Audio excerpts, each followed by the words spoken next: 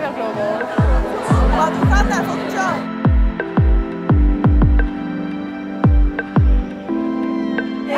Oh, jullie hebben best wel veel jongens. Dat is ook eens voor deze.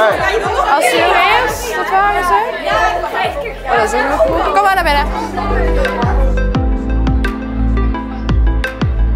Ja, de groep die ik net heb gehad, die gaan naar Peru. Training cultuurshock, dat hebben we verborgen in het eerste gedeelte. En dan evalueren van, hey, wat heb je nu gezien?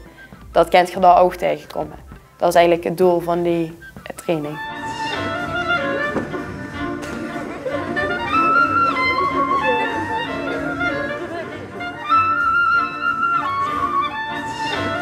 Ik ben mezelf best wel tegengekomen op de reis. Gewoon dat ik toch vooroordelen heb. Daarvan heb ik dan veel mezelf weer geleerd van oké, probeer ook de andere kant te zien.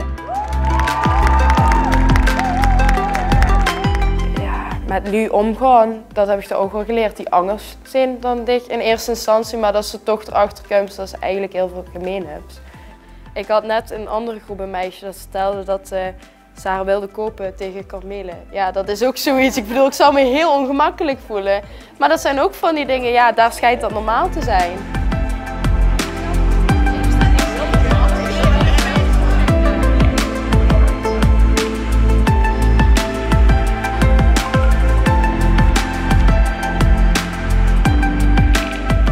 Ik denk het grootste misverstand, ook best wel makkelijk om in te trappen, is toch dat jullie denken van we gaan arme kindjes in Afrika, Azië, hoe dan ook, gewoon voor arme kindjes helpen. En dat is het doel voor CG's.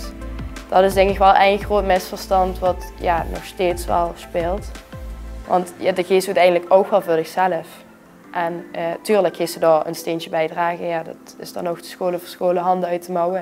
Dat is ook heel belangrijk, maar dat is niet het einddoel om op die reis te gaan. Het is ook een zelfontwikkeling, wereldburgerschap, om het vervolgens ook hier in Nederland weer duidelijk te maken wat ze hebben met gemaakt. En ja, culturen met elkaar kennis te leren laten maken.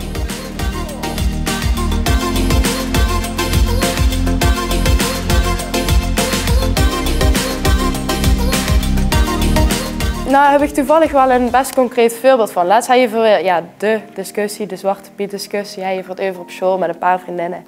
En toen viel me heel erg op dat in een keer al mijn vriendinnen praten over wij, als in wij Nederlanders. En ik had toen echt gezegd van, ja maar ik associeer helemaal niet met wij Nederlanders alleen. Ik denk dan ook van, ja, Angerluwe ter wereld, dat is ook een wij. En dat heb ik denk ik hierdoor ook wel geleerd, dat ze dan, ja, gaat breder denkt.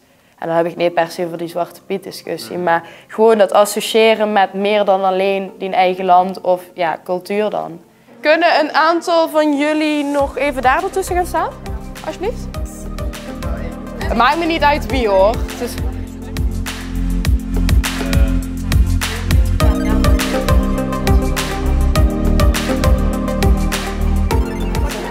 Ik heb vanmiddag was iemand aan het huilen door de cultuur, omdat we echt jongens tegen meisjes waren aan het doen. Maar het is wel een best, want dat krijg je daar ook. Ja.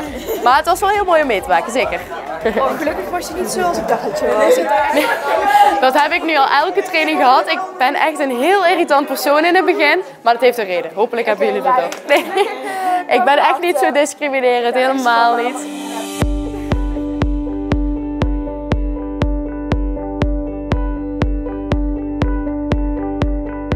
Dan kreeg ze gewoon enorme cultuurshocks. Dat is denk ik ook wel in elk land. Dus ik hoop dat we ze daar een beetje op hebben kunnen voorbereiden. En uiteindelijk moeten ze het zelf metmaken. En dan hopelijk onderling ja, er bovenop komen.